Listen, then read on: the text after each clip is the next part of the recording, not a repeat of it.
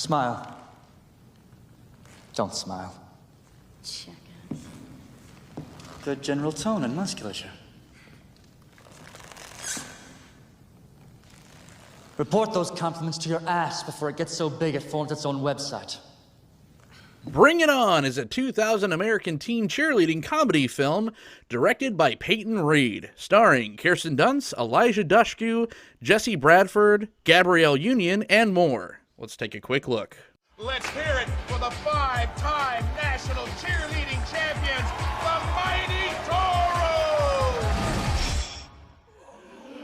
Bang, bang, choo-choo train, let me see you do your thing. You are cheerleaders. Cheerleaders are dancers who have gone retarded. Jan's got spirit. How about you? Dude, you just lost. Ever been to a cheerleading competition?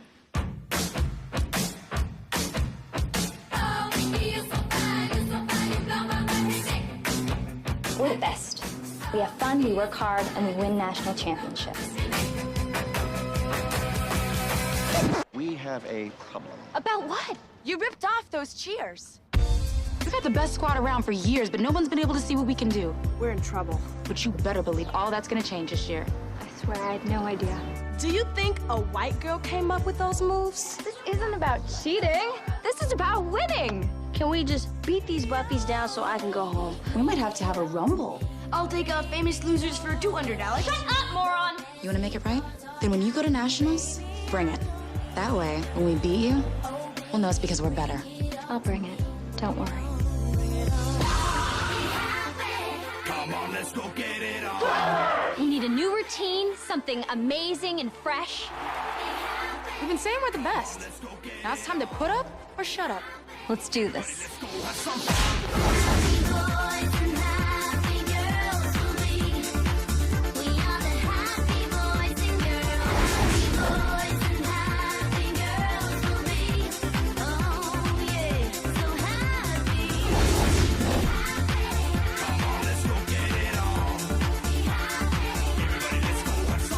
Maybe we should join the squad.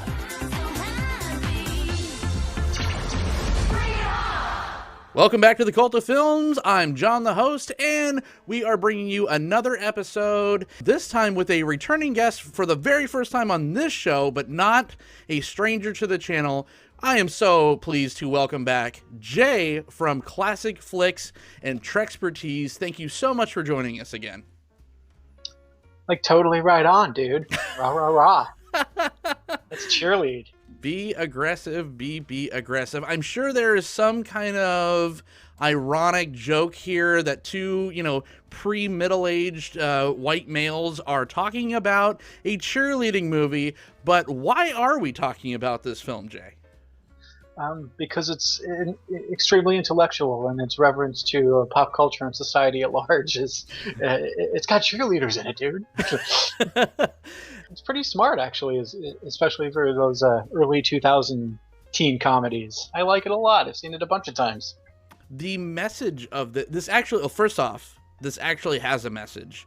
And the message is probably more relevant these days, but it just has like a timeless message of social class and racial disparity and all that. But we're gonna jump into that. We're not gonna get into the too heady stuff right off the bat for our Bring It On review. First off, let's talk about the person that brought this to life, and that's Peyton Reed. You might know Peyton Reed from Ant-Man, and he's kind of known as the cleanup director from Ant-Man. Edgar Wright was kind of the person that started that train moving, and then Peyton Reed kind of got this stigma of being the cleanup director on that, but still you could see a lot of flavor and personality, especially from his first effort, which is Bring It On. Pretty sharp director, this Peyton Reed. He knows his editing pretty well. This is a tightly edited movie.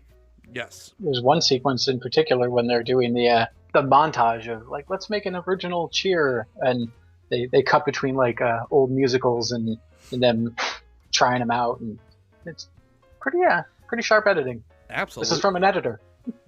This movie came out when right at the turn of that, I think that 1997 to 2000 was really that sweet spot of when we were getting a lot of these teen films, and not just like teen comedies like your Varsity Blues or, you know, Jawbreaker at the time, or even Not Another Teen Movie. Like, they were parodying these things at the time, but Bring It On was one of those that came out, and I like to say that it had that like Jennifer's Body stigma to it when I was, you know, this came out when I was in high school. So when this came out and that movie came out, I was like, you know, this, I don't think this is targeted for me. It just looks like bubblegum schlock. And then this is one, and this is why I think it makes it such a great cult film, that it kind of like builds with age and it gets better with age. It's like a fine wine. Totally. Like, it takes like the movies that were on the opposite sides of it, something like American Pie, which has not aged well, or Right. like Van Wilder, or She's All That, which are painfully 90s movies. And not saying those movies didn't make me laugh. Stifler makes me laugh, but those don't age well, not in the way that Bring It On has. Social commentary, of course, being probably the thing that's helped it age in that regard, because a smart script and the fact that there is quite an absence, a noticeable absence, aside from most of the music, that it's not stuck in its time. Right. It could have been made 2 years ago and had the exact same script and used the exact same story structure and types of characters, and you wouldn't have noticed. So I think that's part of why it's maintained its cult status for 2 decades now, is that it has the fortunate ability to be timeless. It comes off as a little more authentic, which is just so funny to say than some of those other ones that you mentioned, like, because American Pie was just like a collection of gags, really, where this was a better representation of what it felt like to be this age in high school. Yes, not everyone was a cheerleader or a jock or whatever, but someone, you know, most people fell into some of those lines. And what delineated this movie from its peers is, you know, we had that Breakfast Club social structure that they do in all those teen films, where they're just like, that's the jock table. They usually do it in the lunchroom, right? They're like, that's the jock table, that's the plastic mean girl table, that's the stoner. But this was like, you had all these characters, but they were within the cheer squad, because you had kind of like the dorky girl and the more popular mean girls and stuff like that, the gay best friend. That was kind of a cool take on that kind of trope. The diversity of character is, I think, essential to making a movie like this work. Like, you contrast it with, like, you know, American Pie, like those 4 guys. If you gave me a line, I would have a hard time identifying which one of those guys said the line. Sure. You know, there are some specific stuff, like especially like what Stifler would say, but in this, if you give me a line, it'd be like, oh, that's a Torrance line, that's a Courtney line, that's definitely a Missy line or a Jan line.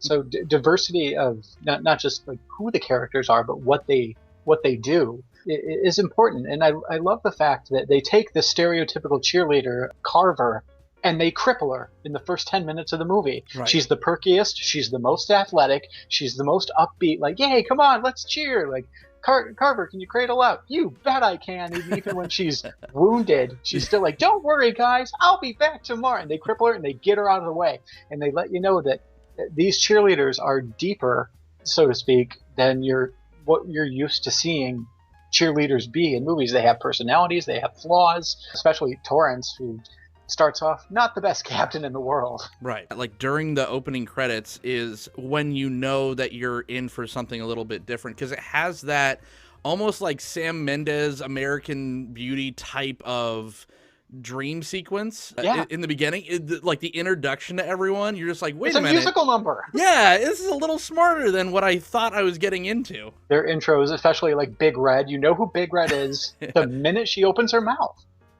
And I love that you start this, you know, teen comedy that's geared at the too cool for school crowd with an old school musical number. and I love that the whole thing is just Torrance's, I'm not going to call her Torrance's anxiety dream. She just wakes up and you know she's had this dream a whole bunch of times. Right. It's extremely self-aware, which is like, for myself, when I was younger, it's just like, oh, you know, I'm not gonna listen to, you know, like NSYNC or the boy bands or whatever, and then like later on in life you're like, you know what, Justin Timberlake is pretty talented. And it's like that's what this movie was. I saw that face. Oh, it was an agreeing face. He is a pretty talented guy. Yeah. Sorry, my agreeing face and my disdain face are eerily similar. I should have gone. Right. They sell it, of course, like probably smartly. They sell it as a She's All That type of film. And then when you're sitting down, then it's just like, wait a minute, this is so much smarter than this should be. Like, because it's the jokes are like really funny. Like, this is a really funny film. The jokes hold up. Not all of them. I mean, they use some language that is just pretty frowned upon, F words, but not fuck. You know, we'll say fuck all the time. They put out the retard word quite a bit. So does that get a pass because it's like around the era that it came out in? Not really. Are people that are going to watch this for the first time get a little triggered? Probably. But for the most part, it's the raunchiness works and the humor overall works. Yeah, I'd say a good 95% of the jokes and lines still hold up. I mean, yeah, the asshole jocks, the douchebag football players are, you know, calling people names and stuff. But I love that within the group itself, the cheerleading group itself, you know, something like someone's sexuality, it's just a non-issue. Yeah. It's, you know, Jan's straight, I'm controversial, and and I love that within that group, even though there's, you know, bickering and some infighting, there's a whole attitude of acceptance. If you're a good athlete, you're in the club, you're on the team. Even if, you know, Courtney, you know, doesn't like Missy, you know, she knows Missy's a good athlete and knows she deserves to be there. And I love that they didn't take the cheap route out for this movie of making Missy's outsiderness, because she's a gymnast, she's not a cheerleader. They didn't spend a goodly amount of time of, oh, we're the cheerleaders, we're not going to accept this gymnast because she's not a cheerleader. It's over in like 5 seconds, and then she's on the team. And I'm glad they didn't take that cheap route of doing it. The movie's more than just accepting this one person. It's about, you know, working hard to get to your ultimate goal and do your best. There's actually a really profound after-school message to bring it on at the end of the day. Sure. Absolutely. Let's, before we get too far deep into it, if you don't mind, what is the general synopsis? What is the plot of Bring It On? The Rancho County Toros have won 5 national championships in the cheerleading realm. I don't know the specific name for it, but we come to find out when Torrance Shipman becomes the captain that their old captain, Big Red, has been stealing all their routines from the East Compton Clovers, a team of cheerleaders in the inner city. They're not as rich and as affluent as the Toros are. So Torrance, as a captain, decides we can't keep stealing routines, but nationals are coming up. We don't have time to come up with a new routine. So they buy a routine from the world's greatest movie villain, Sparky Pilastri, who was in the movie for like 5.5 minutes and just steals it. Steals the entire movie. Has all the best lines. You know, Darcy, your body will eat your ass. Just he's like Full Metal Cheerleader. He's great. But then they find out that his routine is crap too. The whole movie is about Torrance making choices to be a better captain. And they get to nationals, and they go up against the East Compton Clovers. It's like the Karate Kid with a whole bunch of cheerleaders, where they're right at the end. And even though they don't win, even though the Toros don't win the championship, they win the day because they did it honestly. So I hope that's a nice encapsulating synopsis for you. And you can't go 60 seconds. I timed it. You can't go 60 seconds in this movie without a quotable line. Yeah. Wow. Yeah, absolutely. Great job on the synopsis, by the way. And of course, a little sprinkle, you know, little teen romance. You got this little triangle between Torrance and Cliff, and then her college boyfriend, and that all is kind of standard stuff. That's probably the weakest part of the film, is those interactions. But even so, like if that's the weakest part, then this film did something right, because it was just as good as anything else that was coming out. You have these internal conflicts within the squad, power grabbing, and then of course the more obvious conflict, moral conflict within themselves of stealing the routine, but the actual conflict of not only being in competition but against the Clovers as well. So it was just so many layers for your your high school cheerleading film. And what makes this work, what ties this all together so well, the cast, Kirsten Dunst, is she the best actress in the world? She's not bad. Is Eliza Dushku the best actress in the world? Again, not bad. It's, you have a bunch of, you know, teen actors at the time, probably 20-somethings playing high schoolers, but the fact that they sell it because the cast is constantly having so much fun. Like this movie set looks like probably one of the most fun times that these actors have ever had making a film. I don't doubt that, and especially with Peyton Reed. If you listen to some of the Ant-Man interviews, like with Paul Rudd, he's very much an actor's director and likes to let the actors work and play and improv. And I guess, like, just to use an example, like when we first see Missy in her cheerleading outfit, and they're like, yeah, and she starts dancing around, that's just Elijah Dushku just dancing and being a dork. It's awesome. Yeah, and he just let the camera run, just go ahead and dance. And there's a lot of those moments. Yeah, you know, Kirsten Dunst, and I've seen stuff that I've liked her in, stuff I haven't liked her in, but they cast her very well in this. She was perfect in this movie.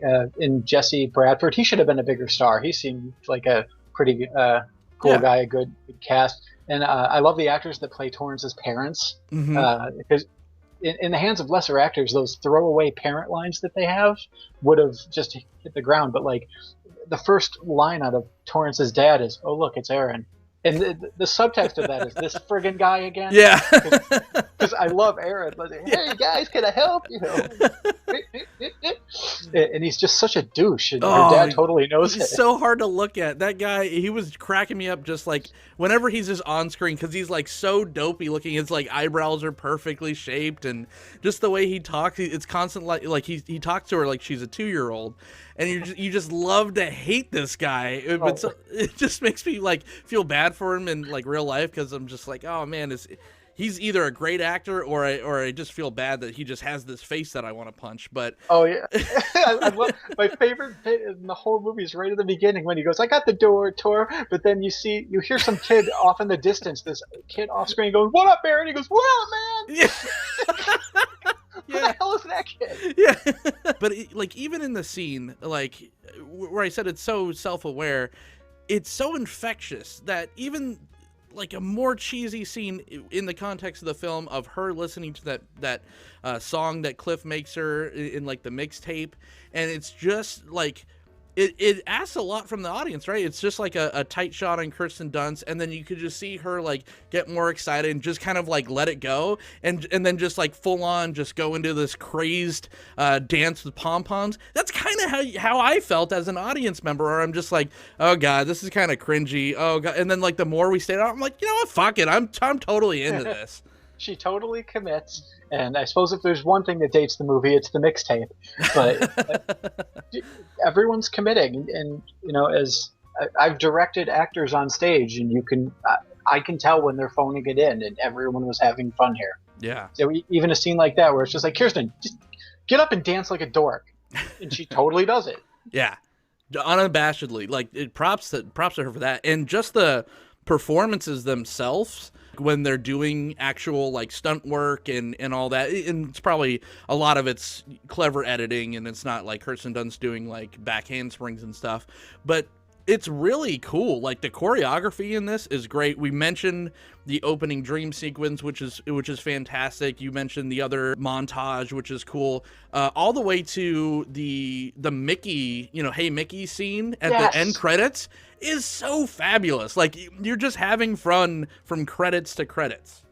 That totally reads like the assistant director just took the camera between takes and be like, "Come over here, just dance around to this song," and just film them goofing around between takes, because like even like Sparky is there at the end. So I don't know if it's like from the last day of shooting or whatever, but I'm sure that wasn't I'm sure we're going to close this movie with a dance sequence of, you know, the ultimate cheerleading song, Mickey. So I loved that whole thing at the end.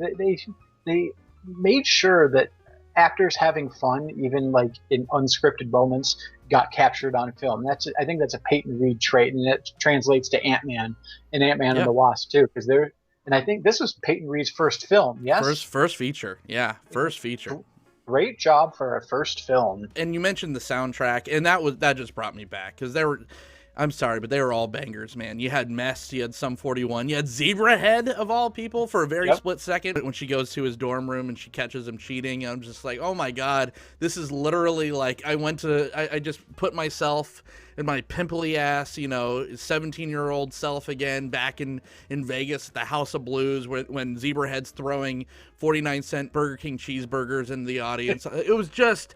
It's such a cool time capsule, and maybe this film is especially more darling for people of our age, because not only does it encapsulate that kind of high school feeling, but the high school feeling in the late 90s and early 2000s perfectly. So maybe it's for specific subset of ageist or whatnot, but I mean, whatever it is, they got me hook, line, and sinker. Not too proud to say I had a Sugar Ray sticker on my car. I forgot about the Sugar Ray. Did I detect some Smash Mouth? I hope not. This went on to spawn a whole sleuth of it was like a multi-sequel franchise, and not only the Bring It On films that came after this, but also like a knockoff of Stick It. That was a big thing in the 90s, where it was just like, we won't say like the canon version of these films, but, there was always like these big blockbuster, like summer teen films, and then there was like a weird subset. So I didn't watch any of the other sequels. I feel like I don't need to, though. I feel like this was what the message was delivered within this film. Yeah, this is a weird series to liken it to, but I liken it to like the Jaws franchise. First movie's about fear, the other movies are about a shark. Right, yeah. This movie's about teamwork, and the other movies are about cheerleading. Sure. So when I've only seen like the first like 20 minutes of the second Bring It On, but that's all I needed, because I turned it on, like, oh, they don't get it. And I turned it up because it was about cheerleading, and it's not about cheerleading, it's about teamwork, which is good. And especially to revel on characters for a moment, all these characters, all these cheerleaders are obsessed with cheerleading. They're obsessed with being a team, with being the best, and obsession is always interesting to me. Even in a goofy teen comedy, as long as there are characters who are obsessed with things, it'll hold my interest. And 20 years later, I don't have many regrets in life, but selling my Bring It On DVD back to GameStop was one of them. So I bought it on Vudu when we decided we were going to do this. So now I own it forever. Oh, excellent. Yeah, it's got some great rewatchability. And maybe it was just like, because when you're sitting down to an American Pie or something, you that's what you come for, is the dick and fart jokes. But when there's like inadvertent fingering of the cheerleaders during the performances, I was like, oh shit, yeah, I can't gather around, children, later. Courtney didn't wear anything under her spankies for a reason. I was reading an article about how some of the things have not aged well, and that was one of those aspects where Jan's kind of, by today's standards, might be considered a bit of a pervert, bit of a not so nice guy. I think if we refrain from assigning present day values to pieces of art from times past, we'll enjoy them a little more. Sure. Like I was watching Lawrence of Arabia this week, and seeing Alec Guinness and Anthony Quinn painted up as Arabs would not translate very well today. But within the context of 1960s filmmaking, I was like, okay, I see what they were trying to do here. And I appreciate it for that. So, my kid's totally uninterested in seeing this movie. She's obsessed with other things. There's some jokes that could, not stand as well as others. And I think that one you mentioned might be one of them. Sure. What do you think the legacy of this film was? Makes movies, movies especially, songs are a different thing. Books are a different thing. Movies, an art form that you're entirely passive about. When movies stand the test of time, I think two things are important. One is the timelessness quality that I mentioned earlier. And another thing, especially if it's a comedy, does it still make you laugh? Like Airplane still makes me laugh. The movie's 40 years old, and when the beaver's mom is speaking jive, I think it's funny. It still makes me laugh. Yeah. The Shirley jokes and all that, and I will always laugh at Sparky Pilastri. Spirit the guy, fingers. he's oh my god, Spirit Fingers. I want a t-shirt that says I didn't sign on for Spirit Fingers. Some of these, and I think the dialogue too, it's very smart, very snappy dialogue that just holds up. And even throwaway characters get great bits. Like the two football players who pick on Jan. Jan's got spirit. Yes, he do. And he's like, dude, you just lost. Yeah. And the look on the kid's face is like, oh, damn I did. And then you never hear from him again. But like my favorite like bit, and this will hold up too because it's classic comedy, is when Courtney steps on the foot of that tiny little kid cheerleader, and the kid just like, get out of my way, hag. It just goes, Yeah. That shit is so funny because Courtney knows this is like a 6-year-old kid, and she's ready to kick her ass. She's ready to throw down. You evil whore. Yeah. Courtney is probably just my favorite character in the whole movie. She's so deliciously evil. Yeah. And the fact that she played, I believe that she was on Buffy the Vampire Slayer. She was Gloria, I think, Glory in Buffy the Vampire Slayer. I'm pretty sure I'm thinking of the right actress here. But yeah, she plays a deliciously evil character. I love, what's her name? Casey, the little dorky wimpy one. Yeah. When the Ripper's dancing on the table and you see Casey just go like that, and like, oh, she knows she's skanky. Yeah. It's she's trying to be polite and like. Is that the one that's like popping her zits on the mirror and stuff? Yeah, that's her. Yeah. Oh, it's so good. Yeah. These last because they have enduring qualities. Yeah. The characters are so memorable. It's a bunch of cheerleaders, but they take the time, and this movie's very fast. Like you said, it's fabulously edited. There needs no trimming, but it does take the time to really focus on the characters, and you know exactly who everyone's coming from. You know their bits. Like the one, just her thing is she just has a big butt, and like that's the brunt of the joke. You know, everyone has their thing, and it just makes them stick out. I love the fact that this school is like more obsessed with the cheerleading squad than the football team is just classically terrible. It's a great bit. Like when the football team is introduced, everyone's like, yeah. And now the 5-time national champions, and everyone's on their feet. Just really good choices made. Who would you recommend this for? Like you said, it was kind of made, even though the movie does have a timeless quality, it was made in a specific age group, the teenage 20-somethings. I definitely recommend it to that group. I also recommend it to really, really lonely older men. So sure. But ignore the sequels. You have other things to do, guys. Just this one. If it makes me laugh, I keep it around. And it can be a smart comedy. It can be a dumb comedy. I still enjoy Marx Brothers movies. I think anyone with a quick sense of humor, anyone who likes that Joss Whedon, quirky dialogue, that character-specific dialogue is essential. You can't have interchangeable dialogue in a comedy or everyone's going to become the same character. This is smart, so keep it around. I mean, I don't think it should be taught in film school or anything. I don't think there's anything too revolutionary going on here, but it's a good laugh, and it's fun as fuck. Yeah absolutely. I would, if you like just a good comedy that holds up, like you said, I think you nailed it. The comedy in this will make you chuckle more than any of its peers from the time. Maybe, I would put this in the same line as like a Jawbreaker. It's that type of humor, more so than, just your American Pies and all that. I think this is way funnier. So and specifically, like you said, for people our age, this is just like gold. This is our little time capsule. This is our Bill and Ted's telephone booth to jump back into a funner, brighter time in our lives when we're not all stuck inside and dodging viruses and whatnot. So yeah, I would recommend it to quite a bit of people. But Jay from ClassicFlix, thank you so much for joining me on The Cult of Films for the very first time. Hopefully not the last. Why don't you look in that camera and tell everyone what you're up to and where to find you. Please subscribe to ClassicFlix. You'll find many reviews of very heady sci-fi movies there, and this was a welcome departure to talk about a dopey teen comedy. So ClassicFlix is my channel, but I also contribute to Trexpertise, which just passed 100,000 subscribers in the last 6 weeks. And we have a review for Star Trek Picard coming out and some other big videos coming out. Please subscribe to them as well. Perfect. From Dark City.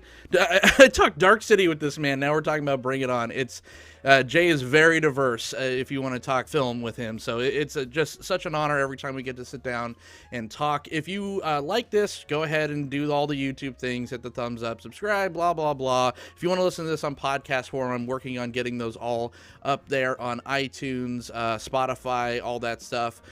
Go leave apples, oranges. I don't know how you rate things on there. If you want to talk to me about film, there is a official Twitter handle for this very show. It's just simply at the Cult of Films, all in lowercase, very easy. Or if you want to talk to me further, you could follow me on Twitter on my own account, and that is at Jon the Host. So until next time, do we have a cool cheer to go out? Oh, wow. Like, totally freaked me out. I mean, right on. Toro, sure, at number 1. Nailed it.